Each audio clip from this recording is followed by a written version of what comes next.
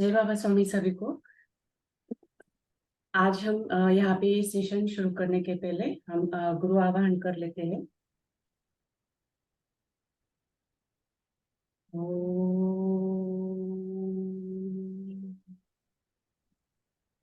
गुरु ब्रह्मा गुरु विष्णु गुरुदेवो महेश्वरा गुरु साक्षात् परब्रह्म तस्मै श्री गुरवे नमः। तस्मै श्री गुरवे नमः। तस्मै श्री गुरवे नमः।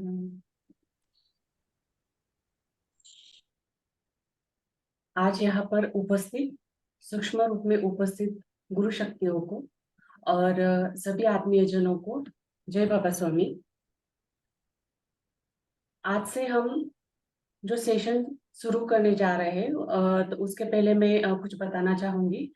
हम सभी जन रेगुलर ध्यान तो करते हैं, लेकिन बहुत सारे सवाल हमारे मन में होते हैं कि मेरा ध्यान हो रहा है कि नहीं, लग रहा है कि नहीं, या फिर ध्यान की गहराई क्या होती है, कैसे ध्यान होना चाहिए, या फिर मेरी आध्यात्मिक प्रगति हो रही कि नहीं। ऐसे बहुत सारे सवाल हमारे मन में हमेशा होते हैं।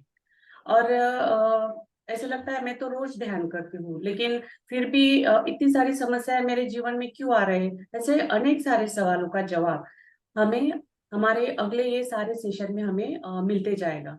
क्योंकि जो हम अभी से सेशन शुरू कर रहे हैं, तो आज का सेशन हमारा ये ध्यान योग साधना ये टॉपिक पे होने वाला है। और ध्यान से रिलेटेड ही अलग अलग टॉपिक में गहराई में और हम आगे जानते जाएंगे। हमें और आगे अच्छे से मार्गदर्शन मिलता जाएगा। तो आज के सेशन के जो है मार्गदर्शन के लिए यहाँ पे हम जो स्पेशल स्पीकर है, हमारे जो स्पेशल वक्ता है, अतिथि है, तो उनको इनवाइट करने के लिए और उनका परिचय करने के लिए किसी स्पेशल व्यक्ति को ही यहाँ पे बताना चाहिए ना। तो हमारे सबसे प्यारे प्रियंका ताई को मैं यहाँ पे विनती करूंगी कि वो हमारे आज के जो प्रमुख अतिथि है, तो उनका आप परिचय कर दें। जय बाबा स्वामी। जय बाबा स्वामी। मैं बहुत भाग्यवान हूँ कि आज इतने प्यार से वैशाली ताई ने बोला, और दूसरा लीलाधर जी का इंट्रोडक्शन करना मेरे लिए अहोभाग्य की बात है। लीलाधर जी ठमके जी का नाम हम सभी ने स्वामी जी के गुरुवाणी में गुरुमुख से हमेशा सुना हुआ है। तो हम सभी जानते हैं कि वे गुरुदेव से 1994 से पहले से ही स्वामी जी से वे कनेक्टेड है, स्वामी जी को वे जानते हैं। उनके बारे में विशेष बात जो मेरे मन में घर कर गई है वो ये है कि उन्हें स्वामी जी बहुत चाहते हैं। और जब एक गुरु का प्रेम एक शिष्य को मिलता है, तो उन गुरु शिष्य का जो नाता होता है, जैसे एक माँ बहुत प्यार से अपने बच्चे की तरफ देखती है, इसी प्रकार से गुरुदेव लीलाधर जी को जब देखते हैं वो मैंने देखा हुआ है। इसका मैं विटनेस कर चुकी हूँ।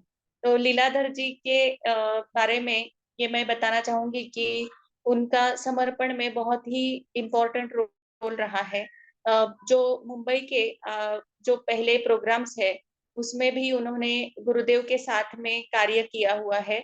मुंबई, महाराष्ट्र तथा जहां जहां पर गुरुदेव के गुजरात में भी प्रोग्राम हुए हैं वहां पर भी उन्होंने वह कार्य किया। महाराष्ट्र के प्रमुख आचार्य के तौर पर भी उन्होंने, यानी मैक्सिमम जब से यह प्रमुख आचार्य की भूमिका महाराष्ट्र में शुरू हुई है तब से मुझे एक ही नाम पता है, लीलाधर जी ठमके। और उसके बाद में अभी उनको गुरुदेव ने मध्य भारत प्रबंधक भी घोषित किया हुआ है।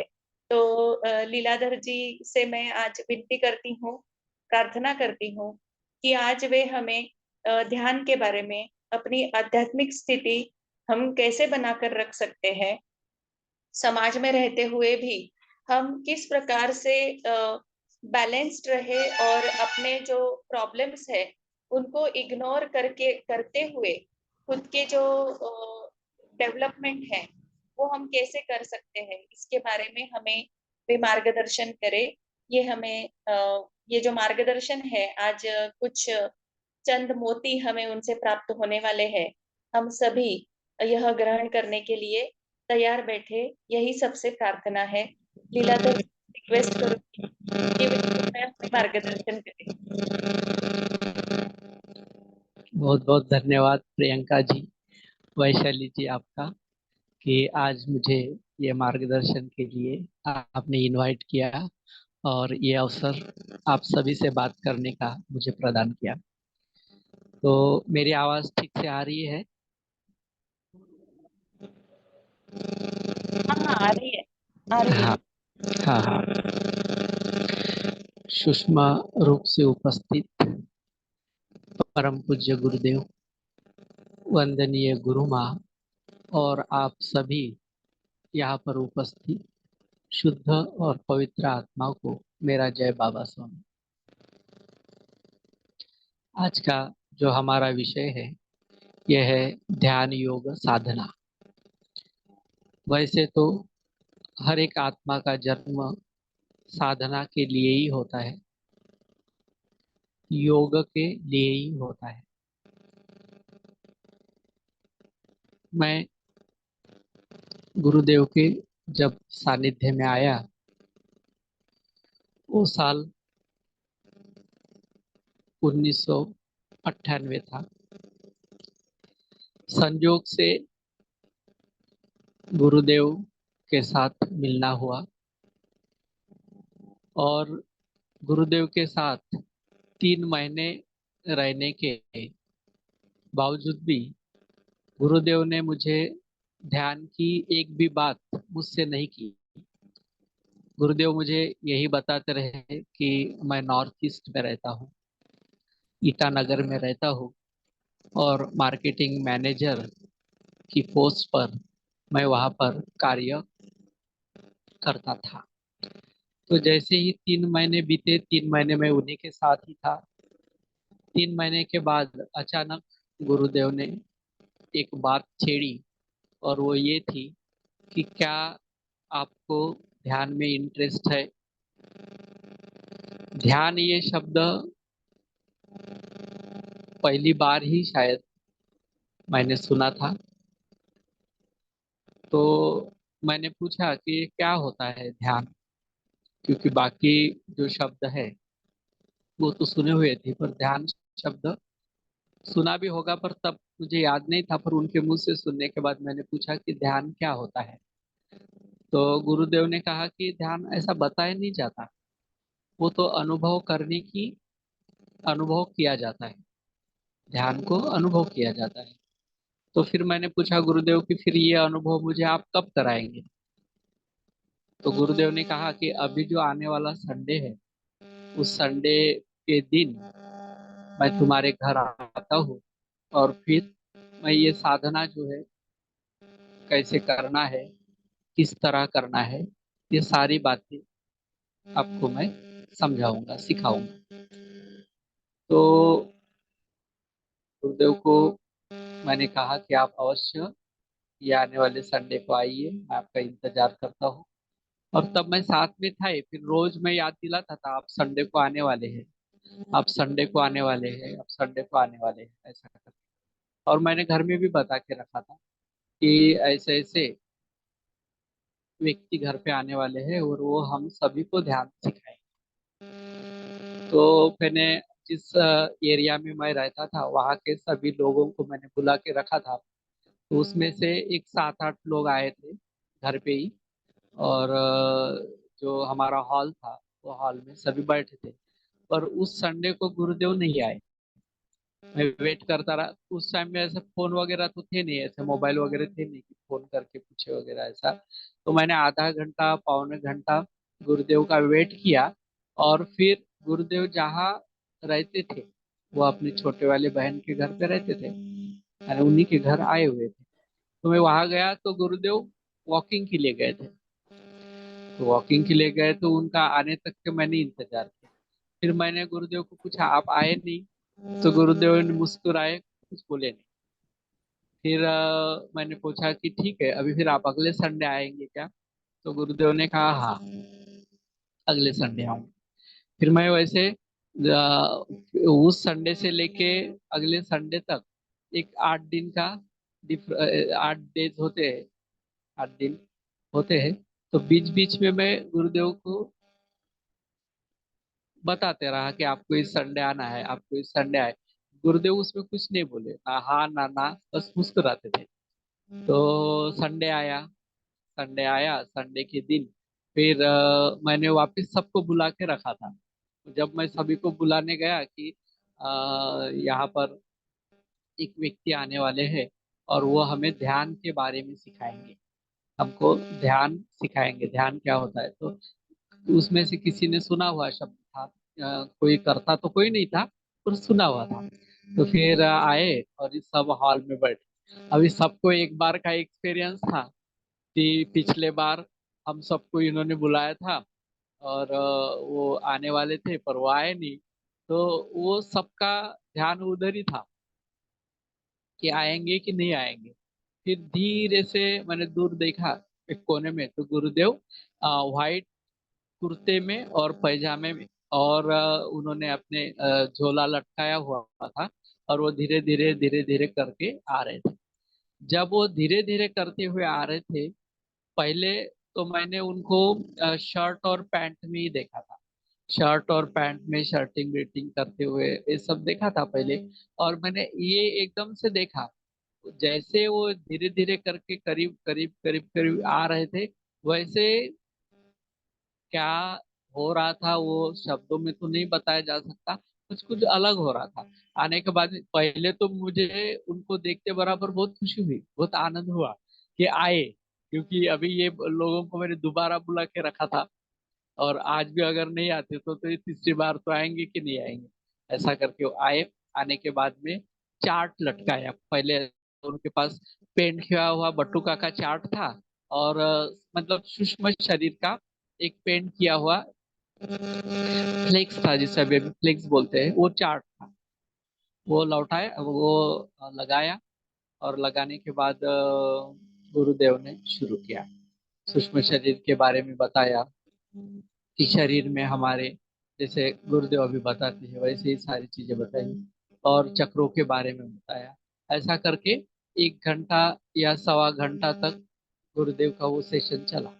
उसके बाद में जो ध्यान करवाया, तो ध्यान की तभी ऐसे कोई मंत्र वगैरह नहीं था कि कोई मंत्र से कोई ध्यान में नहीं जाता थे। पर वो चक्रों के ऊपर ऐसे हाथ रखते थे, जैसे मूलाधार चक्र के लिए दोनों जमीन पर हाथ रखते थे, स्वादिष्टान चक्र के लिए आकाश की ओर दोनों हाथ रखते थे, और एक एक प्रार्थना करते थे। और ऐसी प्रार्थना करते करते करते करते आखिरी में ऐसे सहस्त्रार चक्र पर हाथ रखते थे, और कुंडलिनी शक्ति को प्रार्थना करते थे कि हे शक्ति, आप मेरे सहस्त्रार चक्र पर विराजमान हो जाए, ताकि मुझे निर्विचार समाधि प्राप्त हो। ऐसी करके प्रार्थना करते थे और ध्यान में बैठ जाते।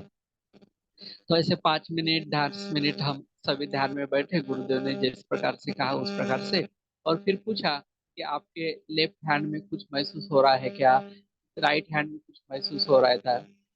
तो किसी के लेफ्ट हैंड में महसूस होता था, तो गुरुदेव करते कहते थे कि आपके हार्ट चक्र के ऊपर प्रेशर है या ब्लॉक है, और ये हार्ट चक्र गतिमान नहीं है। तो फिर राइट हैंड हार्ट चक्र के ऊपर रखते थे, फिर लेफ्ट हैंड रखते थे और प्रार्थना करते थे। और जैसे भी प्रार्थना करते थे तो दोनों हाथ में वो स्पंदन आना शुरू हो जाते थे। अभी अभी वाइब्रेशन स्पंदन ये वर्ड तो अभी पता नहीं था, पर दोनों हाथ में कुछ तो भी अनुभव हो रहा है, कुछ तो भी महसूस हो रहा है, ऐसा सभी का रिप्लाई था। तो जैसे किसी के राइट हैंड में नहीं वाइब्रेशन आते थे, तो गुरुदेव कहते थे कि आपका लिवर शायद गर्म है, तो आप लेफ्ट हैंड अपने लिवर पे रखिए, उसके ऊपर राइट हैंड रखिए और प्रार्थना करिए चंद्र देवता को, क्योंकि चंद्र शीतलता के लिए जाना जाता है। तो चंद्र देवता को प्रार्थना करेंगे कि मेरा चित्त शुद्ध हो, चित्त पवित्र हो, और जिसके कारण, चित्त के कारण जो मेरा लिवर गर्म है वो ताकि ठंडा हो जाए। फिर दोनों हाथों में महसूस होते थे। तो ऐसा करके हम सभी ने ध्यान सीखा। फिर उस दिन से मेरा नियमित ध्यान करना शुरू है। बहुत बार ऐसा होता है कि कभी नहीं किया, पर ऑलमोस्ट ऑल द डेज एकदम रेगुलर ध्यान करते ही है। तो ये बताने के पीछे का रीजन था कि ध्यान साधना कैसे प्रारंभ हुई और कैसे प्रारंभ होती है। तो ऐसा स्टार्ट हुआ।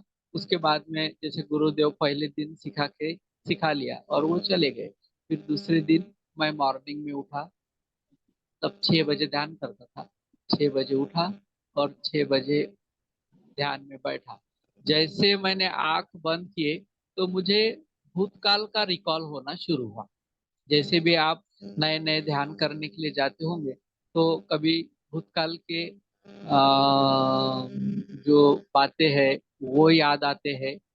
और कभी कभी फिर भविष्य के प्लानिंग करते हैं, तो बहुत जैसे उम्र के साथ है, हम भविष्य के प्लानिंग कितने आगे के करते हैं, साल के, 2 साल के, 5 की 10 साल के। तो ऐसा नहीं था, मुझे आज के भविष्य के विचार आते थे। जैसे कि 6 बजे मैं ध्यान करने के लिए बैठा तो आज दिन भर में क्या क्या करेंगे, यानी 11 बजे क्या करेंगे, 12 बजे क्या करेंगे, ऐसे विचार आते थे। और या फिर भूतकाल में जो कल क्या किया या परसों क्या किया, ऐसे विचार आते। तो ऐसा चलता रहा। मतलब कि जैसे भी हम ध्यान करने के लिए बैठते हैं तो सबसे पहले ये ऐसे विचार आते हैं, कभी भूतकाल के कभी भविष्य काल के। यानी ऐसे बहुत बड़े बड़े विचार नहीं आते, छोटे छोटे विचार आते हैं। और ऐसे विचार आते गए। फिर एक दिन आए, दूसरे दिन भी आए, तीसरे दिन भी आए। फिर भी मैं बैठता था। मैं आधा घंटे के लिए ध्यान करने के लिए बैठता था और साथ में ये विचार भी करता था।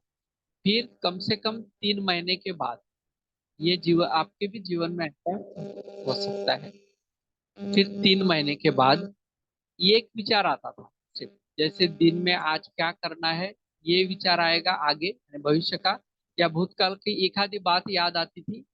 ऐसा करके वो चलता रहा। तो फिर 4 महीने, 4.5 महीने ऐसे हुए। तो उसके बाद में फिर कोई भी विचार नहीं आता। जैसे मैं ध्यान के लिए बैठता था तो ध्यान के लिए बैठते समय दोनों हाथ मेरे नाभि के पास ही होते थे। और तब चित्त वगैरह कुछ समझ में नहीं आता था। चित्त वगैरह कुछ समझा नहीं था उस वक्त। सिर्फ ये मन के विचारों का पहले ऑब्जर्वेशन हुआ। मन के विचारों से एक अवेयर हुए कि भूतकाल के विचार या भविष्य काल के विचार। फिर 4.5 महीने के बाद मेरे मन में कोई विचार नहीं आया। फिर जैसे मैं बैठा वैसे ही कोई मन में विचार नहीं आता था, बिल्कुल ब्लैंक। ऐसा करते करते करते करते 6 महीने बीत गए। 6 महीने बीत जाने के बाद फिर गुरुदेव तो मुझे डेली मिलते ही थे। फिर मैंने बात की और ध्यान की चर्चा कंटिन्यू होती थी। गुरुदेव ने हिमालय में जो जो अभी हिमालय समर्पण योग में लिखा, उसमें से कुछ बातें गुरुदेव डेली बताते रहते थे। तो ऐसा करके सारा चलते रहा। 6 महीने के बाद मैंने गुरुदेव को ये पूछा कि अभी मेरा अच्छा ध्यान लगता है। यानी अच्छा ध्यान लगने के लिए कम से कम मुझे 6 महीने लगे। 6 महीने के बाद बिल्कुल शांत और कोई विचार नहीं, एकदम निर्विचार ऐसा ध्यान लगना शुरू हुआ। फिर आधे घंटे ध्यान करने के बाद जब मैं इधर उधर देखता था तो मुझे सारी चीजें बिल्कुल शांत दिखाई पड़ती। यानी भीतर जो शांति का अनुभव हो रहा था, तो वैसे ही बाहर की भी सारी चीजें शांत है, मतलब बिल्कुल हर चीज अपने अपने जगह शांत है, ऐसा अनुभव हुआ। तो ये जो मेरा अनुभव है या मैंने जो एक्सपीरियंस किया वो इसीलिए बताया कि शुरुआत ऐसे ही होती है। फिर हम क्या देख रहे हैं, हम शिखर को देखते हैं। जैसे कि हम बुद्ध को देखें, महावीर को देखें, तो बुद्ध और महावीर कितने चोटी पर पहुंचे हुए हैं, कितने शिखर पर पहुंचे। यानी जब वो शिखर पर पहुंच गए तब हमें पता चले बुद्ध और महावीर। लेकिन हर एक की शुरुआत होते ऐसी ही है। तो आपके जीवन में भी आप जैसे भी साधना के लिए मन बनाते हैं, साधना के मार्ग पे चलना शुरू करते हैं, तो शुरुआत ऐसे ही होती है। ऐसे ही धीरे धीरे करके हम आगे बढ़ते हैं। पर उसमें नियमित बढ़ना आवश्यक है, निरंतर, रेगुलर ध्यान करने के लिए बैठना आवश्यक है। फिर तो क्या होता है कि जैसे हमारे भीतर एक ऊर्जा का स्तोत्र या ऊर्जा निर्माण हो जाती है, उस ऊर्जा के कारण ही फिर कोई विचार नहीं आता। ना मन में कोई विचार आते हैं, ना चित्त की कोई चंचलता रहती है। चित्त भी बिल्कुल स्थिर रहता है, क्योंकि उस ऊर्जा तक हम पहुंच गए। भीतर के उस ऊर्जा को हमने प्राप्त कर लिया, जिस ऊर्जा के कारण ना हमें विचारों का, ना हमारे चित्त का कोई ख्याल नहीं रहता। विचार बिल्कुल शून्य हो जाते हैं, चित्त भी बिल्कुल स्थिर हो जाता है। फिर ध्यान किया नहीं जाता, ध्यान अपने आप हो जाता है।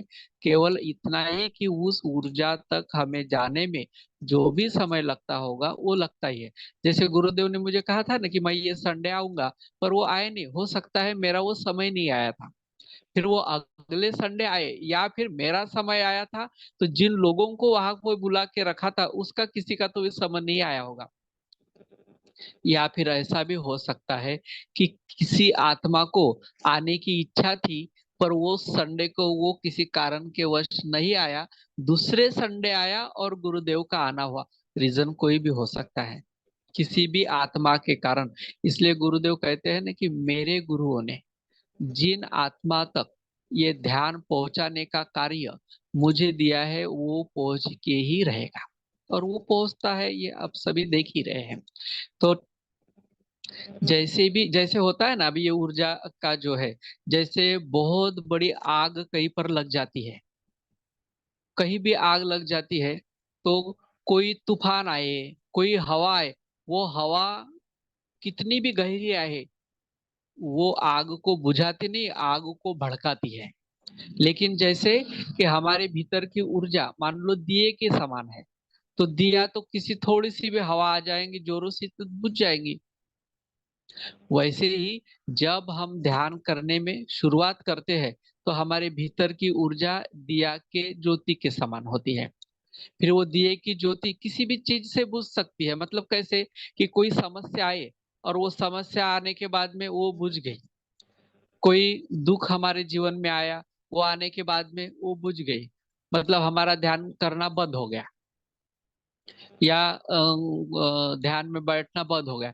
पर जैसे वो दिया की ज्योति, यानी दिया की जो अग्नि है, छोटी अग्नि, ये बड़ा रूप ले लेती है, यानी हमारे भीतर ये बहुत बड़ी ऊर्जा बन जाती है। उस समय कोई दुख भी आए ना, तो वो भीतर की ऊर्जा को बढ़ाएगा, वो बुझाएगा नहीं। जैसे कि मैंने आपको ये उदाहरण बताया कि कोई बड़ी आग लगी है, तो कितना भी तूफान या हवा है तो वो बुझाता नहीं और आग को बढ़ाता है। तो वैसे ही हमारे भीतर की ऊर्जा फिर इस कारण से बढ़ जाती है। फिर कोई समस्या भी आए ना, तो हम और अंतर्मुख हो जाते हैं। कोई समस्या भी आए ना, तो हम और इनवर्ड हो जाते हैं, क्योंकि हमारे भीतर की जो ऊर्जा है, वो ऊर्जा कम नहीं हुई, बुझी नहीं, और बड़ी हुई। और वो ऊर्जा का स्तोत्र बड़ा हो जाने से वापिस हम अंतर्मुख हो जाते हैं, वापिस हम ध्यान के गहराई में जाते हैं। तो केवल उस ऊर्जा तक, हमारे भीतर की ऊर्जा तक पहुंचना, और ऊर्जा भीतर की ऊर्जा को बढ़ाने तक की देरी है। जिस दिन ये भीतर की ऊर्जा, हमारी ऊर्जा बढ़ जाती है, तो फिर कोई भी समस्या हो, कोई भी तूफान हो, कोई भी अड़चन हो, कोई भी तान तनाव हो, कोई भी दुख हो, हमारा ध्यान कभी नहीं छूटेगा। हम वापस ध्यान के गहराई में जाएंगे। जिस दिन हमें दुख हुआ ना, उस दिन और ज्यादा गहरा ध्यान होगा, क्योंकि भीतर की ऊर्जा और बढ़ी। तो सिर्फ वहां तक के चलने के लिए हमें नियमित ध्यान करना चाहिए। दूसरा, कोई भी साधना शुरू करते हैं, कोई भी साधना हो, तो कोई साधक साधना करता है, तो खुद के कोई नियम होने चाहिए, खुद के लिए कोई डिसिप्लिन होना चाहिए। कैसे कि जैसे कि 6 बजे उठ के ध्यान करना है, तो एक नियमित 6 बजे उठ के ध्यान करना ही चाहिए। क्या होता है कि आलस के कारण हम पोस्टपोन करते हैं, चलो ना 6 बजे नहीं, 6:30 बजे ध्यान करने बैठेंगे। फिर 6:30 बजते हैं तो हम कहते हैं चलो ना ध्यान 7 बजे ध्यान करने बैठते हैं। और 7 बजे का जब वक्त आता है तो एकदम से गहरी नींद में चले जाते हैं, यानी वो उठते हैं 8 साढ़े 8 बजे। फिर ध्यान का कोई समय नहीं रहता और उस दिन का ध्यान मिस हो जाता है। ऐसा करते करते 1 दिन, 2 दिन, 3 दिन ऐसे ऐसे ध्यान मिस होना शुरू हुआ, तो फिर मुश्किल होता है। फिर उसे सामूहिकता की आवश्यकता होती है ध्यान में जाने के लिए, नहीं तो ऐसा करके ध्यान छूटता है। पर अगर आप नियमित ध्यान करते हैं तो ये ध्यान नहीं छूटता। उल्टा जिस दिन ध्यान नहीं किया उस दिन हमें ऐसा महसूस होगा कि आज कुछ तो भी हमने मिस किया, आज ध्यान नहीं किया। यानी वो ध्यान हमारे लिए हमारे दिनचर्या का एक हिस्सा बन जाता है। दूसरा, अभी दिन भर हम काम करते हैं, कई लोग हमें मिलते हैं। हाँ, किसी का व्यवसाय होगा, कोई जॉब करता होगा, या कोई भी कोई घरगुती काम करते होंगे, सारी चीजें जितने भी करते होंगे वो सभी करने में हमारा चित्त जाता है। क्या होता है कि हम खाना भी बना रहे हैं तो ये पूरा खाना बनाते वक्त पूरा चित्त मन डाल के हम खाना बनाते हैं, तो वहां भी चित्त जाता है। हालांकि बिना चित्त डाले भी खाना बनाया जा सकता था।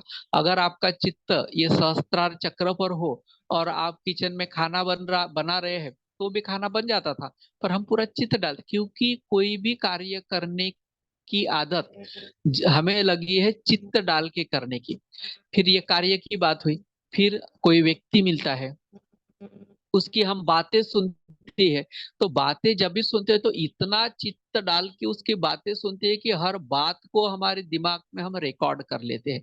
वह भी हमारा चित्त खर्चा हो जाता है, वह भी चित्त हमारा व्यय होता है। और जितना हम चित्त अलग अलग जगह डालेंगे ना, उतने चित्त में कमजोरी आती है। और ऐसा कमजोर चित्त फिर स्थिर होना थोड़ा कठिन हो जाता है।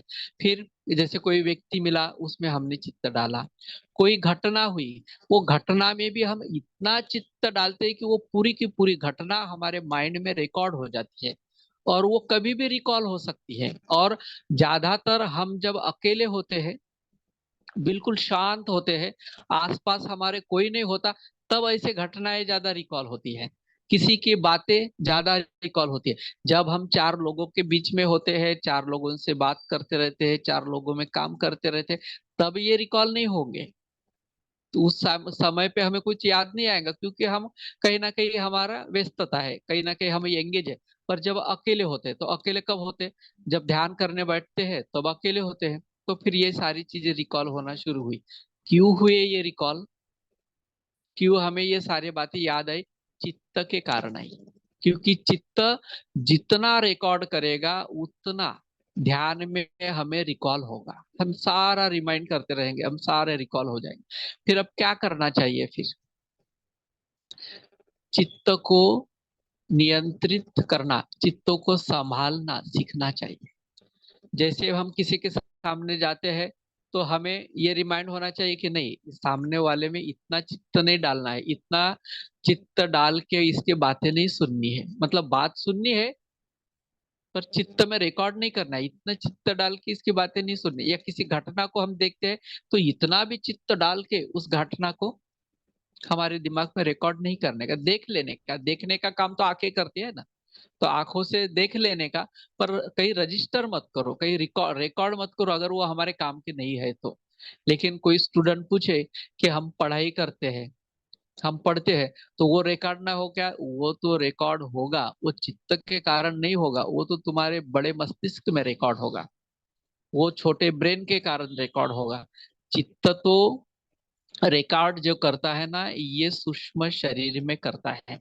और हमारा छोटा ब्रेन, बड़ा ब्रेन कहाँ है? स्थूल शरीर में है। तो ये इसको भी थोड़ा समझने जैसा है कि ये क्वेश्चन मुझे ऐसा किया गया था कि आप कहते हैं कि किसी चित्त को, किसी बात को, किसी घटना को इतना चित्त डाल के नहीं देखना चाहिए। तो फिर ये बात मैंने उनको स्पष्ट कर दी कि छोटा ब्रेन जो होता है ना, वो टेम्पररी रिसीव करता है और वो बड़े ब्रेन में ट्रांसफर करता है। जब वो बड़े ब्रेन में ट्रांसफर करता है तो वहां वो परमानेंट रिकॉर्ड हो जाता है। छोटा ब्रेन जो रिसीव करता है, ये एक टाइप की होलाटाइल मेमोरी है, यानी ये टेम्पररी मेमोरी है। इसमें हमने जितना भी सुन लिया वो शुरुआत में वहां जाता है, फिर लड़के उसको पाठांतर करते हैं, पढ़ते हैं, बार बार उसको दोहराते हैं, कोई लिख लिख के अब उसको याद करता है। ऐसे जब याद करते हैं ना, तब वो बड़े ब्रेन में ट्रांसफर हो जाता है और वो परमानेंट होता है। तो यहाँ पे चित्त का कुछ रोल आया क्या? नहीं। चित्त हमेशा हमारे सूक्ष्म शरीर के साथ जुड़ा हुआ रहता है। चित्त में जो भी हम रिकॉर्ड करते हैं, हमारा जो सब्टल बॉडी है, हमारे जो सूक्ष्म शरीर है, वो विचार या वो रिकॉर्डिंग जिस भी चक्र के से रिलेटेड है ना, वो चक्र पर उसका इम्पैक्ट होगा। जैसे कि कोई तान तनाव भरा वातावरण है, हमने किसी तान तनाव भरे विचार करते हैं, हम उस विचारों के द्वारा हमें टेंशन आता है, हम मन में विचार करते हैं और चित्त भाग भाग कर उस जगह पहुंच जाता है, वहां हम रिकॉर्ड करते हैं। तो ये सारी चीजें तो स्थूल शरीर के द्वारा की जा रही है, पर इसका जो प्रभाव है, उस इसका जो इम्पैक्ट है, ये बरोबर हमारे हार्ट चक्र के ऊपर पड़ेगा और ये इम्पैक्ट दिखाई नहीं पड़ता। पर हम जब भी अपनी दोनों आंख बंद करके ध्यान में जाते हैं, तो बरोबर जिस चक्र के ऊपर जो भी इम्पैक्ट है, जिस चक्र के ऊपर जो भी प्रभाव पड़ा हुआ है, वो चक्र से रिलेटेड बरोबर विचार आना शुरू होंगे। यानी तान तनाव के विचारों को लेकर हम ध्यान में बैठे तो उठने के बाद तान तनाव बड़ा ही रहेगा, क्योंकि ध्यान एक सिंचयन का काम करता है। ध्यान एक जैसे पानी सींचते हैं ना, यानी जैसे कि किसी पेड़ को हम पानी देते हैं तो जब पानी सींचते हैं, वैसे ध्यान एक प्रकार का सिंचयन करता है। जिस भी चीज को लेकर हम ध्यान में बैठते हैं, वो चीज बढ़ जाती है। जैसे कि अहंकार भरा कोई व्यक्ति है, हम देखते हैं कि ये व्यक्ति ध्यान रोज करता है, पर इसका अहंकार थोड़ा भी कम नहीं होता। ध्यान रोज करता है, पर इसका अहंकार थोड़ा भी कम नहीं होता। थोड़ा कम थोड़ी होगा। जिस चीज को लेकर ये ध्यान में बैठते हैं, वो चीज को खत पानी मिलता है, उस चीज को पानी का सिंचन होता है और वो चीज धीरे धीरे धीरे करके बढ़ती है। फिर अभी इसमें क्या किया जाए? प्रार्थना। प्रार्थना के साथ हम ध्यान में बैठते हैं कि हे भगवान, हे गुरुदेव, मेरे भीतर जो भी है, मेरे चक्र के ऊपर जो भी प्रभाव है, मेरे चक्रों के ऊपर जो भी विचारों का प्रभाव है, वो आपके सानिध्य में वो प्रभाव कम हो। और गुरुवर, मैं अपने भीतर के एनर्जी के साथ जुड़ूं, ताकि मैं भी ध्यान का अनुभव कर सकूं। ऐसे प्रार्थना के साथ बैठते हैं तो हो सकता है धीरे धीरे धीरे एक बार में कोई भी चीज नहीं होती। अगर एक बार में कोई चीज हो जाती तो वो उसको प्रयोग कहा जाता था। प्रयोग कहते हैं का नहीं, साधना कहते हैं। साधना कहते हैं मतलब एक एक दिन तिल तिल तिल ऐसे करके साधना करते हैं तब हम आगे बढ़ते हैं। तो सूक्ष्म शरीर में जब भी हम चित्त को जबरदस्ती से सहस्त्रार पर स्थिर करने की कोशिश करते हैं, वो सहस्त्रार पे थोड़ी देर के लिए टिकता है और आज्ञा चक्र पर आ जाता है। फिर आज्ञा चक्र पे ऊपर वो चित्त स्थिर होता है, तो भी ध्यान का अनुभव होता है। ये चित्त हमारे 7 चक्रों में से किसी भी चक्र के ऊपर स्थिर होगा ना, तो भी हमारे ध्यान का ही अनुभव होगा। इसलिए इसकी फिक्र ही छोड़ दीजिए। जब भी हम ध्यान करना प्रारंभ करते हैं ना, तब ये फिक्र ही छोड़ दीजिए कि चित्त कहाँ पर है, कौन से चक्र पर है, और जबरदस्ती करना ही नहीं कि ये सहस्त्रार चक्र के ऊपर ही चित्त टिके रहना चाहिए। वो अपने आप जाए, हमारे भीतर की ऊर्जा के कारण। वो ही तो योग है ना। हम जब किसी चीज को जबरदस्ती लेकर जाना चाहते, उसे योग नहीं कहते। जो सारी, जैसे कि कहीं पर कपूर रखा हुआ है और उस कपूर को रखने के बाद में वो स्मेल बनकर उड़ जाता है, वैसे ही चित्त भी कहीं पर भी रखा हुआ हो, अगर वो अपने आप सहस्त्रार पर चला गया, तो वो कहेंगे ध्यान योग। यानी योग कोई भी जबरदस्ती नहीं होता, योग अपने आप होता है। तो चित्त को भी अपने आप सहस्त्रार पर जाने दो, इसे भी ले जाने की कोशिश मत करो। और कोशिश करेंगे तो भी लेकर जाएंगे पर वह टिका नहीं रहेगा, वो उसी चक्र के ऊपर जाकर स्थिर हो जाएगा जिस चक्र के ऊपर ज्यादा से ज्यादा प्रभाव है, ज्यादा से ज्यादा विचारों का प्रभाव है। तो ये सारी चीजें मैं आपको अनुभव के आधार पर ही बता रहा हूँ, क्योंकि सभी तो गुरुदेव ने बताया ही है कि किस चक्र से रिलेटेड कौन से विचार, कौन सी समस्याएं, कौन सा भाव हमारे भीतर जागता है, जागृत होता है। ये सारी चीजें तो गुरुदेव ने बताई ही है। पर जो भी हम साधना करते हैं, साधना के बाद जो भी मुझे अनुभव आए मैं वही आपके साथ साझा कर रहा हूँ। दूसरा, ये चित्त अपने आप सहस्त्रार पर जाएगा। कब जाएगा ये भी मैं आपको बताता हूँ। जैसे कि हम ध्यान में बैठे, ध्यान में प्रार्थना करके बैठे, भीतर के भीतर ऊर्जा को आमंत्रित किया कि हमने हमारे भीतर की ऊर्जा ऐसी सघन हो, भीतर ऊर्जा को इनवाइट किया कि हमारे भीतर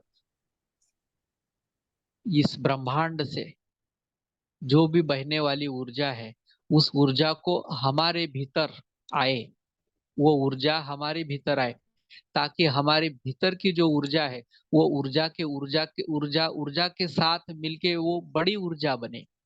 इसके लिए हमने आमंत्रित भी किया और हम बैठे। ऐसा करते करते उस ऊर्जा के फोर्स के कारण, यानी हमारे भीतरी एनर्जी के फोर्स के कारण वो चित्त बरोबर सहस्त्रार पर जाके टिक जाता है। और फिर भीतर ऊर्जा, ऊर्जा यानी शक्ति, तो भीतर की जो हमारी ऊर्जा है और ये ब्रह्मांड की ऊर्जा है, वो ऊर्जा इस ऊर्जा के साथ मैच करती है।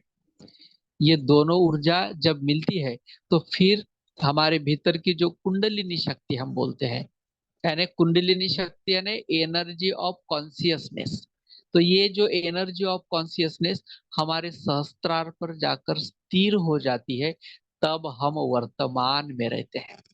फिर हमें वर्तमान में खुद होकर रहने की आवश्यकता नहीं, हम वर्तमान में ही रहेंगे। ऑल द टाइम हम जो भी कुछ करेंगे ये प्रेजेंट में ही करेंगे। फिर क्या होता है, इस चित्त को जबरदस्ती लेकर जाना पड़ता है, भूतकाल में भी लेकर जाना पड़ता है, याद करना पड़ता है अपने को। वो चौथे दिन मैंने क्या किया था, वो 8 दिन के पहले मैंने क्या किया था, वो याद करना पड़ता है। आपका चित्त अपने आप नहीं जाता। जो चित्त बार बार भूतकाल के बातों को, भूतकाल के घटनाओं को याद कर रहा था, अभी उसी चित्त को अपने को लेकर जाना पड़ रहा है और याद करना पड़ रहा है। ये होता है साधना में, ये होता है ध्यान योग में। वैसे ही फिर इस चित्त को भूत भविष्य में भी लेकर जाना पड़ता है। बहुत बार तो आज दिन भर में क्या करना है ये याद ही नहीं रहता, उसको एक कागज पे लिख लेना पड़ता है। फिर लिख लेने के बाद हम एक एक पढ़ के फिर ये इसको डिसाइड करते हैं कि भाई हाँ ये काम हुआ, ये काम हुआ, ये काम हुआ, ये पेंडिंग रह गया, इसको कल करेंगे। ऐसा तो ऐसा जब चित्त हमारे मुट्ठी में आ जाता है, ऐसा एक शब्द है, तो चित्त, फिर ये चित्त अपने आप कहीं नहीं जाता। जहां हम लेकर जाना चाहते हैं वहां लेकर जा सकते हैं। फिर ऐसा जब चित्त का निर्मिति हो जाती है, ऐसा जब चित्त हमारा बन जाता है, फिर आप आपके हाथ में है, आप कहीं पर भी रखें। आप हार्ट चक्र के ऊपर रखें, आप विशुद्धि चक्र के ऊपर रखें, आप आज्ञा चक्र के ऊपर चित्त को रखें, या फिर सहस्त्रार चक्र के ऊपर चित्त को रखें, आपके हाथ में है। आपको चित्त में चित्त को कहाँ लाना है, कहाँ पे स्थिर करना है। जब तक ऐसी हमारी स्थिति नहीं बन जाती कि हमारा चित्त हमारे मुट्ठी में आ गया और उस चित्त को हम मन चाहे उस जगह पे स्थिर कर सके, तब तक प्रार्थना एकमेव मार्ग है कि आप प्रार्थना के साथ डेली ध्यान में बैठे। जैसे जैसे प्रार्थना के प्रभाव के कारण हमारी ध्यान की अच्छी बैठक होगी। ध्यान में हम नियमित बैठना शुरू करेंगे धीरे धीरे करके। सबसे पहले तो ये होगा कि मन एकाग्र होगा, यानी मन ऐसा एकाग्र होगा कि आपको रियलाइज होगा कि आप दिन भर में जो भी काम करते हैं उसमें एकदम मन लगा हुआ रहता है। अगर आप लिखने का काम करेंगे तो दिन भर में आपका मन लिखने में लगा हुआ रहेगा। आप पढ़ाते हैं तो पढ़ाने में मन लगा हुआ रहेगा। आप पढ़ते हैं तो पढ़ने में मन लगा हुआ रहेगा। आप व्यवसाय करते हैं, व्यवसाय में लोगों से मिलते हैं तो लोगों के मिलने के बाद में भी एकदम मन एकाग्र होकर आप सभी से बात करेंगे, सभी की बात पूरी तरह सुनेंगे। आपकी जो बात कहना है वो पूरी तरह कहेंगे और एक एक शब्द के ऊपर आपका कंट्रोल होगा। ऐसी पहली स्थिति आ जाती है। अच्छा, सामने वाले को भी आपका सुनना अच्छा लगेगा, क्योंकि आप जो भी बोल रहे हैं वो एक एक शब्द को पूरी तरह कंट्रोल कर कर बोल रहे हैं, और वो शब्द के बोलने में भी वो भीतर की ऊर्जा अनुभव होगी, वो चैतन्य अनुभव होगा, क्योंकि आप नियमित ध्यान करते हैं, आपका मन एकाग्र हो चुका है। फिर उसके आगे आपका चित्त स्थिर हो गया है, क्योंकि मन एकाग्र होगा तो चित्त स्थिर होगा, क्योंकि सबसे पहले विचार मन में आते हैं और फिर चित्त भाग भाग कर वहां जाता है। मान लो हम यहाँ बैठे हैं और हमारे किचन का विचार मन में आया कि किचन में दूध रखा है, कहीं वहां बिल्ली तो नहीं चली जाएंगी, वो दूध तो नहीं पी लेंगी। ये विचार बैठे बैठे हमारे मन में आया, और लेकिन चित्त गया भी, किचन में भी गया, वो जहाँ दूध रखा था वो भी देख रहा है, वहाँ बिल्ली विल्ली है नहीं है वो भी देख रहा है, वो देखना शुरू हो गया किचन में जाना। ये सबसे पहले मन एकाग्र होगा, उसके बाद में चित्त स्थिर होगा, क्योंकि मन में कोई विचार नहीं आएगा। मन एकदम एकाग्र हो जाएगा किसी भी काम में, तो चित्त भी स्थिर हो जाएगा।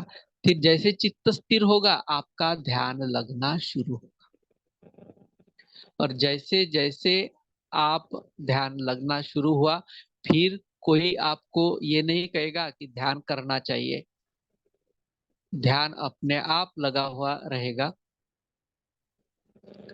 जैसे जैसे ध्यान में हम गति करेंगे, हमारी साधना नियमित होगी, तो आपके जीवन में सभी योग घटित होगा। यानी हम किसी को मिले, वो योगा योग था, आप कैसे मिल गए यहाँ पर। वो जहाँ हमारे गांव में रहते थे वो दिन भर कभी नहीं मिलते थे, महीने में भी कभी नहीं मिलते थे, लेकिन किसी पर्यटक स्थल में गए वहां वो मिल गए। ऐसा योगा योग आपके जीवन में आना शुरू होगा। आप नौकरी के लिए प्रयत्न कर रहे थे, नौकरी के लिए प्रयत्न कर रहे थे, जब प्रयत्न कर रहे थे तब तो नौकरी मिली नहीं, और अचानक से हम देखेंगे कि अरे आपके यहाँ तो नौकरी का कॉल आ गया है, एक अपॉइंटमेंट लेटर आपका आ गया, मतलब ये नौकरी का योग आ गया। फिर किसी लड़की की शादी नहीं हो रही थी, उसके जो रिलेटिव्स है उस लड़की की शादी के लिए जगह जगह जगह स्थल ढूंढते थे, और फिर स्थल ढूंढे नहीं, और कुछ दिन के बाद ऐसा लगेगा कि आगे से ही कोई स्थल आया और सब कुछ अच्छा हो गया। ये योग घटित हमारे जीवन में शुरू होता है, इसलिए पूरा नाम ही आपके टॉपिक का, अपने टॉपिक का ये है, ध्यान योग साधना। तो ये सभी साधना, ये सभी यहाँ पर उपस्थित जितने भी आज जुड़े हुए हैं, इन्होंने इस साधना अपने जीवन में जोड़ ली, तो सारे योग अपने आप घटित होंगे, कुछ करने नहीं पड़ेंगे। फिर तो सारी चीजें बाय प्रोडक्ट है, जैसे कि हमारे आभा मंडल में तब्दीली आना, हमारा ओरा में चेंज आना, हमारे विचारों में चेंज आना, हम जो कुछ करते हैं उसके वो डिसिप्लिन में आना।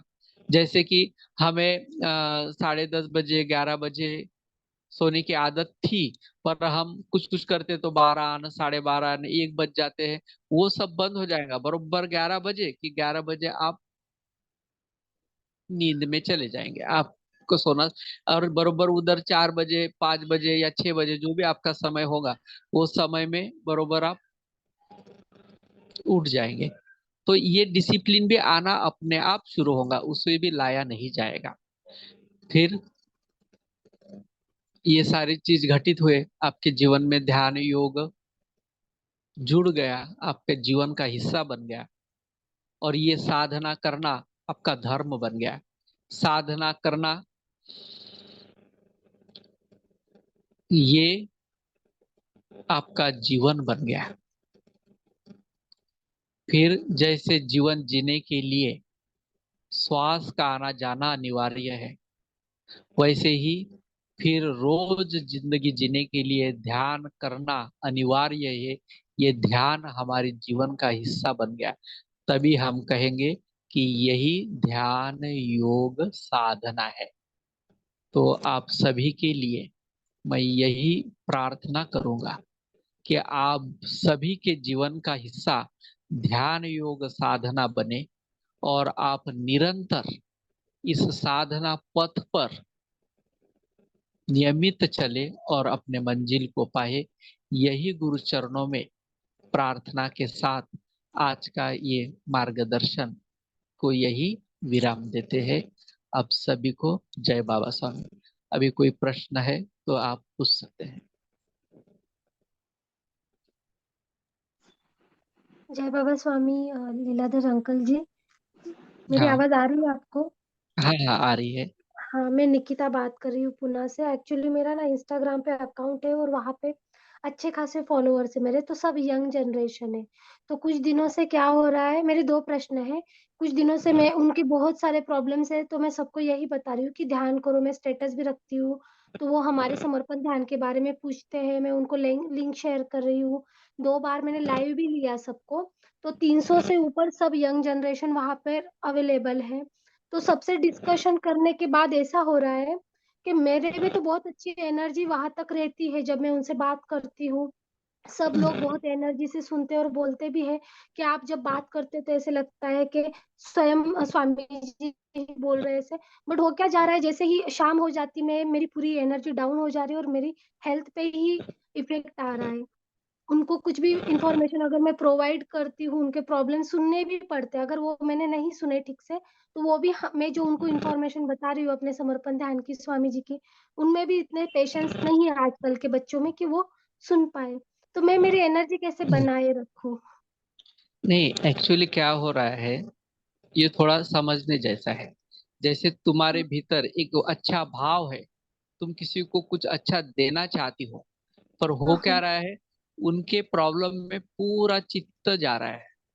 यानी वो चित्त में उनके प्रॉब्लम रिकॉर्ड्स हो रहे हैं और उनके ऊपर अधिकतर अधिकतर चित्त डालने से क्या होता है कि वहां एनर्जी का तो व्यय होगा ही ना। देखो, चित्त के कारण भी हम थकते हैं। तुम दिन ओके। भर कहीं बैठे रहो और चित्त को इधर उधर घुमाओ, चित्त के कारण भी हमें भी एक महसूस होता है, थकान जैसा महसूस होता है। उसका मैं आपको एग्जांपल बताता हूँ। अगर कोई घर में है और घर को आग लगी हुई है, तो हम घर के भीतर जाके उनको बचाते हैं कि बाहर से बचाए? बाहर से बचाएंगे ना। ऐसे ही आपको पूरे उनके प्रॉब्लम में जाके आवश्यकता नहीं है। वो प्रॉब्लम को कैसे सॉल्यूशन देना, और बिना चित्त डाले बस उनको सॉल्यूशन दे देने का कि आप ये सॉल्यूशन है, ये सॉल्यूशन का आप यूज करो, आपका ये प्रॉब्लम दूर हुआ। अगर हम ऐसा करेंगे तो फिर ये एनर्जी व्यय नहीं होंगी और चित्त भी स्थिर रहेगा। चित्त में भी उनके प्रॉब्लम्स रिकॉर्ड नहीं होंगे हमारे। तो आज से ये एक नियम बना लो कि किसी की भी प्रॉब्लम हो, हम्म। पहले तो प्रॉब्लम के लिए प्रार्थना धाम है, पहले तो वहीं पर प्रार्थना करना चाहिए। कि किसी का भी प्रॉब्लम सुनने के बाद में उनको प्रार्थना धाम का नंबर देना कि भाई ये प्रार्थना धाम का नंबर है, आप इस प्रार्थना धाम में प्रार्थना कर दो। एक जितने विश्वास से ये प्रार्थना करेंगे उतने आपकी समस्या दूर हो जाएंगी। ये एक मार्ग है। दूसरा, अगर आपको उनको सोल्यूशन देना ही है, तो जैसे डॉक्टर के पास जाते हैं, डॉक्टर क्या सुनता है कि ये समस्या है, तो वो एक कागज पे लिख के मेडिसिन दे देता है और फिर दूसरे पेशेंट को चेक करता है। वो उसमें चित्त डाले पड़ा नहीं रहता ना। तो ऐसे ही करना, उनको सॉल्यूशन दे देने का वो करेंगे, या तो फिर प्रार्थना धाम का नंबर दे दो, वो प्रार्थना करेंगे, जितने विश्वास से करेंगे उसकी समस्या दूर हो जाएंगे। ऐसा करो। और उनको ना ध्यान के बारे में कुछ पता ही नहीं है, तो उनसे मुझे बात करनी पड़ती है, उनको डिटेल्स देना ही पड़ता है कि नहीं तो वो और अपने एक। लिए शिविर हाँ, और एक बात उनके थी लिए। लीलाधर, मैंने कभी रजिस्ट्रेशन करके, कभी मैं अचानक लाइव चली जाती हूँ ना, उनका फोर्स रहता है दीदी आप लाइव आओ, तो इनडायरेक्टली मेरा ना टॉप मेरे मुंह से निकल ही जाता है, और एक बार निकला तो मैं ऐसे चालू हो जाती हूँ, 1.5 घंटा तक रुकती नहीं हूँ। तो ये क्या गलत बात है? मैं स्वामी जी की परमिशन भी नहीं लेती हूँ और सब इंफॉर्मेशन अपने समर्पण ध्यान की बताती फिरती हूँ, तो ये गलत है क्या? मैंने कुछ नहीं टाइम नहीं लिमिट रखना चाहिए? नहीं, ऐसा नहीं करना चाहिए, क्योंकि इसमें पर्टिकुलर प्रोटोकॉल्स है, इसमें कुछ डिसिप्लिन्स है। क्योंकि ये हमारे लिए ही है। अगर आप आपका सेशन रजिस्टर्ड करते हैं तो एक हम्म। गुरुदेव का चित्त भी होगा, एक एनर्जी भी मिलेंगी, और दूसरा आप अपने साइड से इतना बना बताने से अच्छा है कि गुरुदेव की एक वीडियो की क्लिप उनको सुनाओ, और आपके जो अनुभव है वो सिर्फ हम्म। अनुभव आप शेयर करो।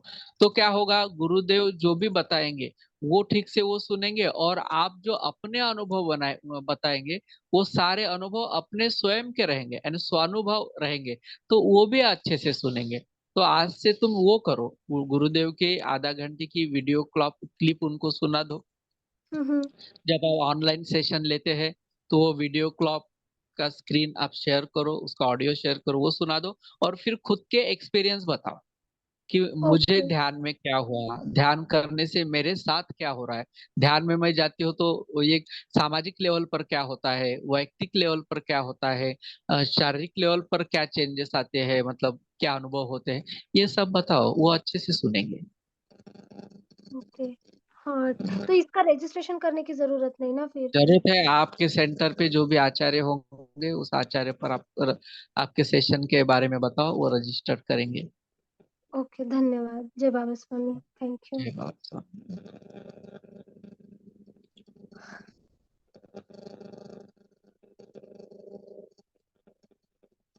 ये बाबा स्वामी, और किसी को कुछ सवाल होंगे ध्यान के बारे में तो कृपया आप पूछ सकते हैं सवाल। अ, तब तक मैं कुछ एक दो सवाल है तो वो मैं पूछ लेती हूँ दादा से। तो जय बाबा स्वामी दादा, आज आपने बहुत अच्छे से मार्गदर्शन किया हमें। और आज के सेशन में तो इतना चैतन्य था, तो मतलब कि ध्यान ही लग रहा था हमारा बार बार। और जैसे किसी का सवाल आता है तब तक मुझे ये पूछना होता है कि बहुत बार है ना, जब हम ध्यान करते हैं तो सिर दर्द होने लगता है हमारा। तो नहीं, वो सिर दर्द जो होता है ना, क्या होता है कि जब हमारी एनर्जी या आज्ञा चक्र पर जाके अटक जाती है, तो क्या होता है कि आज्ञा चक्र के ऊपर जो भी लोग बैठे हुए हैं जिनको हम अभी तक क्षमा नहीं कर पा रहे हैं, यानी हम ध्यान साधना के रास्ते पर तो निकल गए, हमने ये साधना तो शुरू की, लेकिन उन लोगों को दिमाग में रखकर, उनको अपने आज्ञा चक्र में रखकर हमने साधना कर रहे हैं।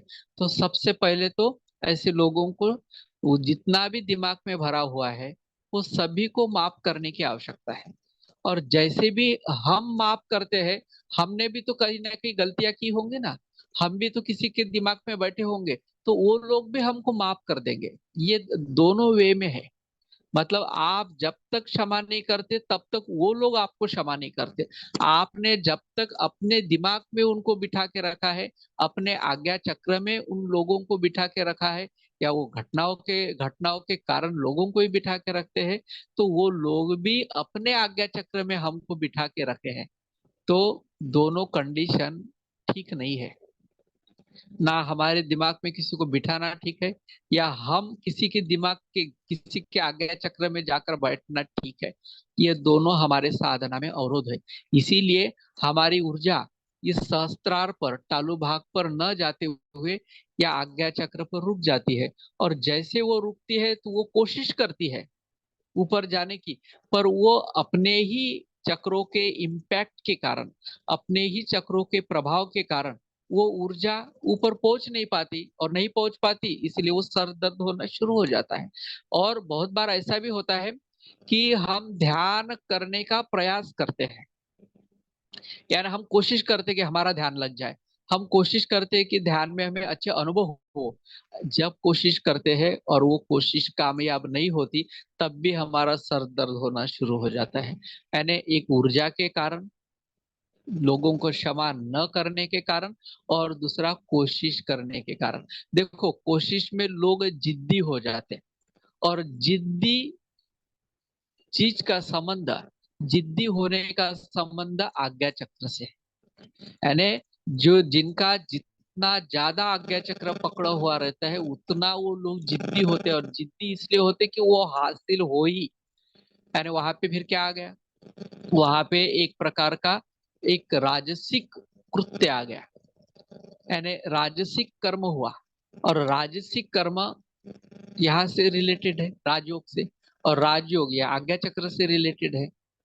तो जैसे भी हम बैठे तो है योग करने के लिए, पर वो योग हो रहा है राजयोग, क्योंकि हम जिद पकड़े हुए हैं, हम बिल्कुल हट्टी हो गए हैं। और हट इस बात का है कि हमारा ध्यान लग जाना चाहिए, यानी जिद हमारी ये है कि हमारा ध्यान होना ही चाहिए। ये अड़ोस के पड़ोस का, इधर के उधर के सारे लोगों का ध्यान लगता है, मेरा क्यों नहीं लगता, मेरा भी लगना चाहिए। ऐसा करके भी ये एक सरदर्द उसका कारण बन जाता है। तो इसीलिए मेरी तो सभी से यही गुजारिश है, कोशिश करने से, जिद्दी स्वभाव का होने से, कोई हट्ट करने से या कोई राजसिक कर्म करने से ध्यान नहीं लगता, ध्यान प्रार्थना से लगता है। इसलिए जैसे भी मैंने बताया ना आज के मार्गदर्शन में, कि आप जैसे भी ध्यान करने के लिए बैठेंगे, प्रार्थना कर कर बैठे। जैसे भी एक ना एक दिन प्रार्थना तो सुनी जाती है ना, और प्रार्थना कोई भी हो सकती है। ऐसा नहीं कि आपकी प्रार्थना बिल्कुल सिस्टमेटिक होनी चाहिए। एक बार प्रार्थना के ऊपर एक मुझे कहानी याद आती है। एक गांव में 3 बूढ़े रहते थे, जूने पुराने थे, मतलब कुछ पढ़े लिखे भी नहीं थे। और एक झाड़ के पीछे वो तीनों बैठते थे, बिल्कुल जैसे उन्होंने चाय पानी नाश्ता चाय खाना खा के आए का दिन भर वही बैठते थे, अंधेरे होने तक के। और डेली का उनका काम था, डेली का उनका काम था। तो लोग उनको मिलने आते थे, उनके पास में बैठ के लोगों को अच्छा लगता था। और दिन पर दिन ये भीड़ बढ़ती जा रही थी। वो तीनों आते थे उस गांव के, एकदम उम्र के थे, 50 साल 55 60 60 साल के। और तीनों के तीनों आके उस वो गांव के बाहर जो पेड़ था, वो पेड़ के नीचे आके बैठ जाते थे, और वहां लोगों की भीड़ लगी थी।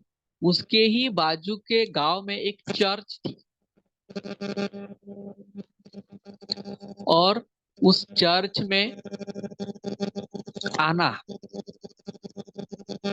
कम हो रहा था दिन पर दिन। और चर्च की प्रार्थना बड़ी सिस्टमेटिक, शब्दों बिल्कुल लिखे गए, बिल्कुल ठीक ढंग से लिखे गए, और कहीं पुरानी प्रार्थना, और वो प्रार्थना बनाने वाले भी एकदम विद्वान, एकदम पढ़े लिखे, ऐसी सिस्टमेटिक प्रार्थना। तो वो प्रार्थना करने के लिए पहले लोग आते थे, फिर नहीं आते, कम होने लगे।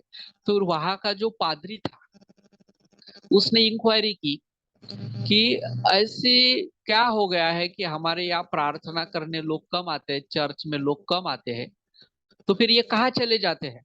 तो किसी ने बताया कि ये गांव में ना एक पेड़ के नीचे 3 बुढ़े बैठते हैं, और वो तीनों बैठते हैं, और वहां लोग जाके बैठते हैं, उनकी बातें सुनते हैं, और दिन भर वहां दिन पर दिन भीड़ चली रहती है। तो उस पादरी को इच्छा हुई, और पादरी बिल्कुल अपने यूनिफॉर्म में, हाथ में बिल्कुल डंडा लिए, उनका जो भी सोने का डंडा होता होगा तो वो लिए, और बिल्कुल अपने बड़ी से रथ में सवारी करते हुए उस गांव जाने के लिए निकले। गांव जाने के लिए निकले तो एक बड़ी नदियां थी वहां।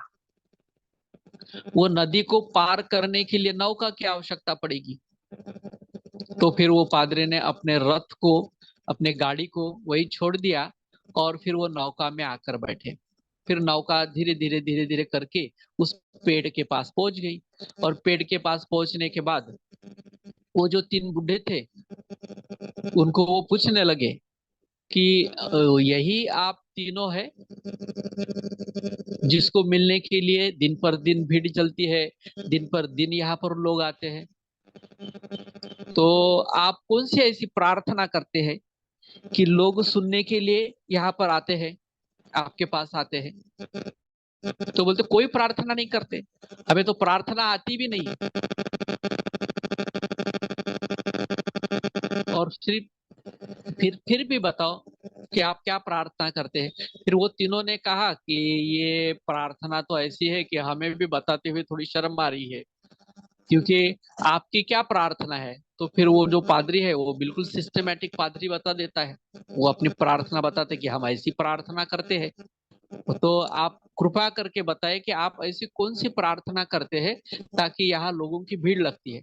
फिर वो तीनों ऐसा ही बोलते कि हमारी कोई प्रार्थना ही नहीं है, हम सिर्फ इतना ही कहते हैं कि तुम भी तीन, हम भी तीन, तुम भी तीन और हम भी तीन, हमारा ख्याल करो। तुम भी तीन, हम भी तीन, हम पे कृपा करो। बस यही प्रार्थना, बस इतने सी प्रार्थना। इतने से प्रार्थना के लिए लोग इतने भीड़ में आपको आने की मतलब इतने भीड़ में लोग आते हैं। तो उन्होंने कहा कि मैं तुम्हें प्रार्थना सिखाता हूँ, ऐसी प्रार्थना आप करो ताकि, और कभी कभी चर्च में भी आया करो, ये लोगों को भी चर्च में लेकर आया करो। तो वो प्रार्थना बताते हैं, वो पादरी वो बताते रहते। सिस्टमेटिक पादरी, हम तो इतने पढ़े लिखे है नहीं, ये हमें याद भी नहीं रहता। तो किसी को कुछ याद हो गया, किसी को कुछ याद है, किसी को कुछ याद हो गया, फिर दोबारा बताते हैं वो पादरी। तो दोबारा भी वो बोलते कि अभी और तीसरी बार भी बताओ ना, हमें याद नहीं रहेंगे, आपकी तो प्रार्थना बड़ी सिस्टमेटिक है। तो तीसरी बार भी बताते हैं। फिर अभी चौथी बार पूछने के लिए वो संकोच करते हैं। फिर वो पादरी वापस नौका में जाते हुए रहता है।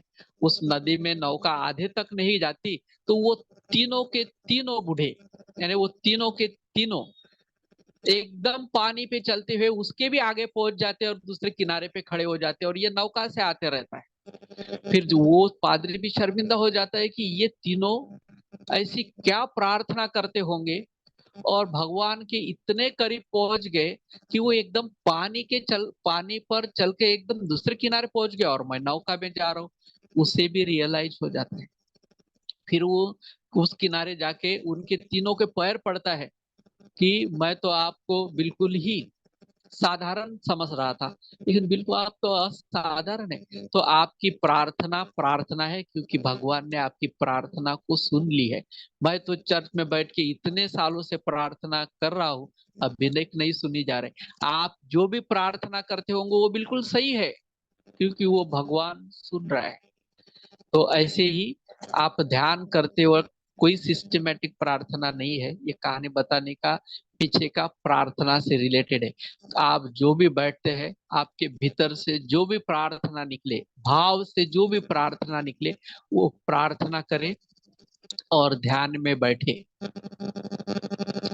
और कोई कोशिश ना करे। तो ये आज्ञा चक्र के ऊपर या जो सर, और आपका सबसे बहुत अच्छा ध्यान लगेगा।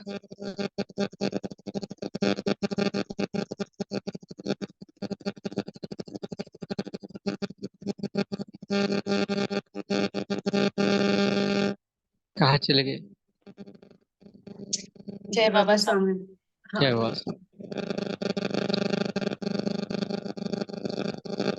जय बाबा स्वामी, बोला ना ताई। आ, बहुत ही सुंदर, यानी प्रार्थना और चित्त, इस पर जो गहन बातें बताई गई और बिल्कुल पूरा रिलेट हो गई कि साधक के जीवन में जो भी समस्याएं आ सकती है, और लीलाधर जी ने हमको खुद यानी वो कैसे डेवलप हुए हैं, तो वो होते वक्त क्या उनको भी प्रॉब्लम आए होंगे जो आज सभी जो हम सब सुन रहे हैं, हम इसी में से जा रहे हैं। तो ये बहुत ही सुंदर लगा ये सेशन, और मैं लीलाधर जी से रिक्वेस्ट करूंगी कि वो इस पर आज जो सेशन हुआ है ना, वो लिखे, क्योंकि इतना सुंदर मार्गदर्शन चित्त पर हुआ है। अभी जो गणेश दर्शन है तो उसमें चित्त पर ही प्रदर्शनी लगने वाली है। तो मैं रिक्वेस्ट करूंगी लीलाधर जी से कि वो उन्होंने आज जो बताया है ना, वो एक उसको लेख करके, आर्टिकल करके उस पर लिखे, ऐसा मेरी विनती है। जरूर जरूर, बिल्कुल जरूर लिखेंगे। जय बाबा स्वामी।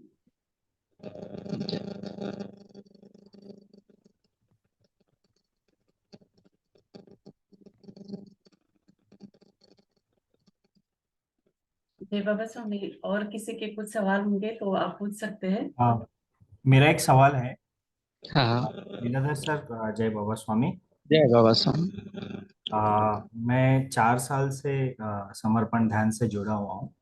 तो हम्म ये रिसेंटली अभी 6-7 महीने पहले से मेरे हम्म, सर में सर का जो क्राउन का जो भाग होता है, हाँ मुझे कुछ ऐसा मैं उसको एक्सप्लेन कैसे करूँ मुझे पता नहीं। जैसे हाँ, कुछ स्पंदन जैसा कुछ फील होता है और हम्म बहुत अच्छा लगता है। हम्म, जैसे दूध में जैसे उबाल आता है, वैसे हाँ, मेरे सर का जो ऊपर का जो भाग है वहां पे हम्म मुझे उस तरह का कुछ मूवमेंट फील होता है। हम्म और बिल्कुल ऐसी फीलिंग आती है जैसे ठंड में आपको कड़क धूप में जाके खड़ा कर दिया, तो बहुत हम्म अच्छा लगता है, कंफर्ट लगता है। हम्म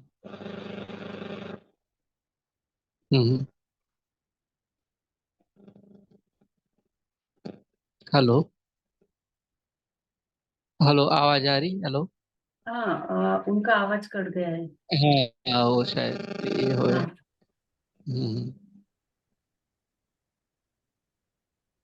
हाँ, जय बाबा स्वामी। हाँ, जय बाबा क्राउन स्वामी। क्राउन चक्र से ही रिलेटेड वो बोल रहे थे ना, हाँ तो हाँ, मुझे भी बहुत एनर्जी तो बहुत फील होती है वहां पे। और हम्म सिर्फ सिर्फ मतलब आज्ञा चक्र पे तो कुछ नहीं, मतलब पेन वगैरह कुछ नहीं होता। हम्म लेकिन सहस्रार चक्र का जो मिडल है, तो हम्म वहां पे छोड़कर आजू बाजू में ऐसे लगता है कि वो ऊर्जा आजू हम्म बाजू में घूम रही है। और हम्म फिर कभी कभी तो मतलब बहुत ठंडा भी महसूस करती हूँ, इतना कि बर्फ हम्म जैसा भी ठंडा महसूस करती हूँ। लेकिन फिर हम्म ऐसे मतलब कान तक हिलते हैं, इतनी ऐसे ऊर्जा महसूस होती है। और फिर हम्म ऐसे लगता है कि मैंने तो कुछ अटक के रखा है, ऐसा लगता है सहस्रार के एकदम मिडल में। नहीं, अच्छा अनुभव है। देखो, सबके अपने अपने अलग अलग अनुभव होते हैं। और जैसे जैसे हाँ आप साधना में उतरेंगे, अलग अलग टाइप के अनुभव होंगे। पर आप ये अनुभव में अटके मत रहना, आगे आगे आगे बढ़ते रहना। फिर एक दिन ऐसा आएगा कि आपके किसी भी अनुभव का अनुभव नहीं होगा। फिर आंतरिक अनुभव शुरू होंगे। आंतरिक अनुभव यानी आपको बिल्कुल शांत लगेगा। आप एक बिल्कुल आपके चेहरे के ऊपर समाधान झलकेगा। बोलते हैं ना कि हमारा जो ये चेहरा है, ये आत्मा का आईना है। तो हम भीतर जैसे होते हैं ना, वैसा चेहरे पे आपको लोगों को अनुभव होगा। ये अभी तो आप खुद को अनुभव हो रहा है, लेकिन जब भीतर की अनुभूति यह शुरू हो जाएंगी, या भीतर हम ध्यान के द्वारा इतने शांत होंगे कि वो चेहरे पर शांति लोगों को अनुभव होगी, कि ये व्यक्ति ध्यान करके कितना शांत दिखता है, कितना शांत हो गया है। क्योंकि भीतर हम जो भी प्राप्त करेंगे ना, वो चेहरे पे दिखेगा। इसलिए तो कहता हूँ ना, ये चेहरा हमारे आत्मा का आईना है। तो ये आईने में लोग देखेंगे, तो इस प्रकार की अनुभूति होंगी। आप किसी अनुभूति में अटके मत रहो, आगे बढ़ते रहो। जी, जय बाबा जय स्वामी। जय बाबा। जय बाबा स्वामी। जय अ, बाबा। कुछ क्वेश्चन नहीं सर, वो नीता जी बहन ने जो क्वेश्चन किया था ना, वो बहुत अच्छा लगा, क्योंकि उनके पास ऑप्शन भी था कि कॉल करके पर्सनली पूछ सकते, फिर भी इतने लोगों के साथ उन्होंने पूछा ना, वो बहुत अच्छा लगा उनको। धन्यवाद, वो अच्छा लगा वो उनका क्वेश्चन। अच्छा,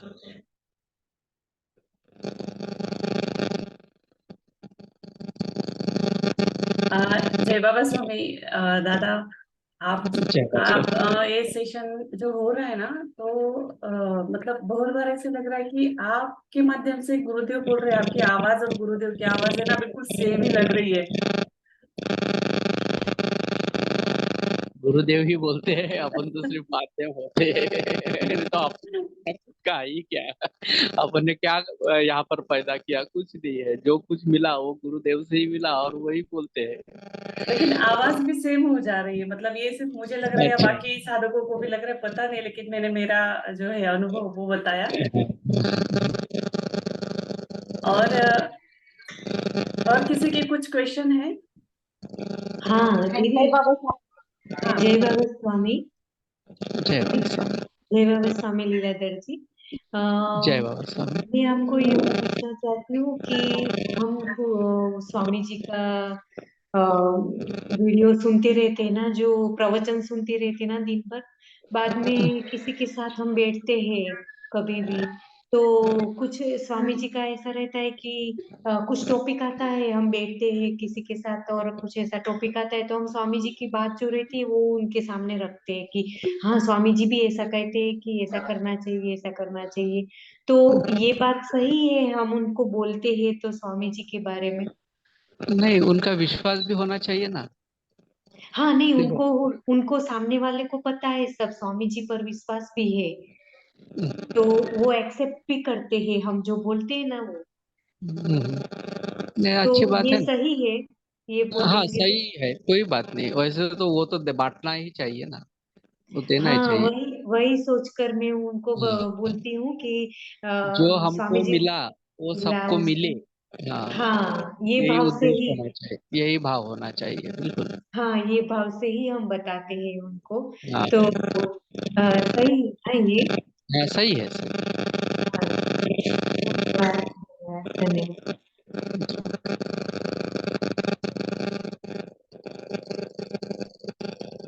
हेलो। हेलो। हेलो। नमस्कार जय बाबा स्वामी लीलाधर जी। मैंने दो क्वेश्चन ऑलरेडी पूछ लिए, बट मेरे मन में एक सवाल आ गया वो वापस से। सवाल नहीं हम्म, है, कुछ बताना था कि जो हमारा खानदेश एरिया है ना, जलगांव हम्म, नंदुरबार डिस्ट्रिक्ट, वहां पे हम्म, ना एक नंदुरबार में सेंटर है आई थिंक, और एक शाहदा में है। उसके बाद जो हम्म, आसपास बहुत छोटे छोटे गांव भी है, दुलिया है, उसके बाद हम्म, मालेगांव में भी है, और जलगांव हम्म, साइड भी बहुत सारे शहर है, धरनगांव ऐसे करके, तो पब्लिक तो बहुत है, बट हम्म, सेंटर ही नहीं है। तो स्वामी जी को प्लीज आप बोलिए ना कि उस साइड गुरु कार्य करे, क्योंकि उस साइड किसी को कुछ पता नहीं है, कुछ भी नहीं, बहुत कम गुरु कार्य है। नहीं, वहां पर जितने भी साधक है, जैसे आप उस एरिया के लिए का क्या कर सकते हैं, वैसे आप मैंने तो, प्लानिंग करो।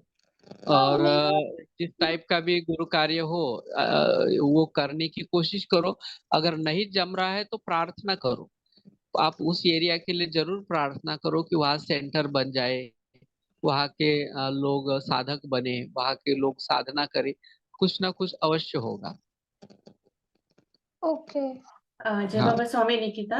हाँ हाँ जैसे ना धुलिया में भी सेंटर है, और धुलिया और जलगांव, जलगांव में भी सेंटर है। तो ये दोनों जगह की जो जोनल आचार्य है ना, तनुजा तळेले ताई, तो मैं उनका हाँ नंबर हाँ। आपको सेंड करूंगी। और नवापुर और शारदा, तो यहाँ के जो जोनल आचार्य है वो धुलिया में रहते हैं, हिना सोलंकी दीदी।